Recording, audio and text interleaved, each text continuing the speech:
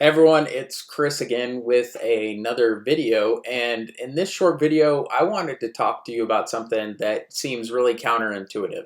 Now, as you start on your journey to improving your grazing management, which no longer, no matter how long you've been doing this, even if you've been doing it for 50 years, you should hopefully be of the mindset that you always want to improve, you always want to get better, right? And so the question arises, or the question comes up, is should you improve your pasture that is poor, or should you improve your pastures that are already healthy and growing well first? And this is something that Ian Mitchell Innes and I talked about all the time on his ranch in South Africa when I was there working for him. And that was, or he would ask me the question. He said, "Chris, do you see that pasture over there?" And it was, it wasn't the greatest. There were some problems. There was bare spots. There was weeds. Um, and he said, "Should we, do something to improve that pasture?" And that something could be putting an attractant there to get some animal impact and some livestock there to add some fertility to that piece of land that could then improve. And I said, "Yeah, we should. That land looks terrible. Let's do something about it." And then Ian posed a different question to me. He said, "Well, what do you think would happen if we took that same animal impact, that same concentration of fertility that we would get by grouping our animals tightly in an area for a period of time, if we did that with our best pasture? What do you think would happen then?" And I was like, that's a really good point, because in the best pasture, there's already fertility there, there's already health there, the plants are already growing well.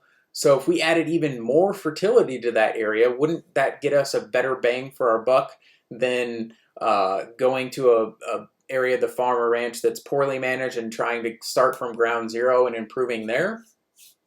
And so that really made me think. And when you think about it, I don't know if you guys know about this, whoever's watching this video, the Pareto Principle. That's the 80-20 rule, right? And that means that, 80% of your results in whatever you're doing will come from about 20% of your efforts. And this is a rule that is just a rule of nature. The 80-20 rule is found everywhere in nature. It's found in economic systems, financial systems. It could apply to your personal life, and it could certainly apply to your farm or ranch. So if you are looking to improve your land, of course you do, and I'm an advocate for improving your land that isn't performing as well.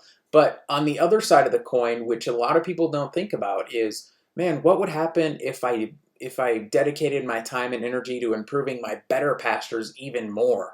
Wouldn't I get more production there than I would from improving my poor, pastures that are overrun with weeds or something like that? So I do think we should improve both, but keeping the 80-20 rule in mind, I think we might get better bang for our buck doing our high density grazing, our inclusion zones, feeding hay, really getting that animal impact and density up on our best pastures first. And we'll basically get the best bang for our buck there. So that's some food for thought today. It's an interesting thought experiment. It's counterintuitive if you've been doing this grazing management stuff for a long time. And let me know what you think in the comments. And of course, I'll mention the free mob grazing ebook that you can find in the description of this video, our free grazing management training that we do, and of course the grazing training center and the grazing mastery program. So if you're interested in grazing management, you're a farmer rancher, no matter where you are in the world, you need to take advantage of one of the resources in the description on this video. So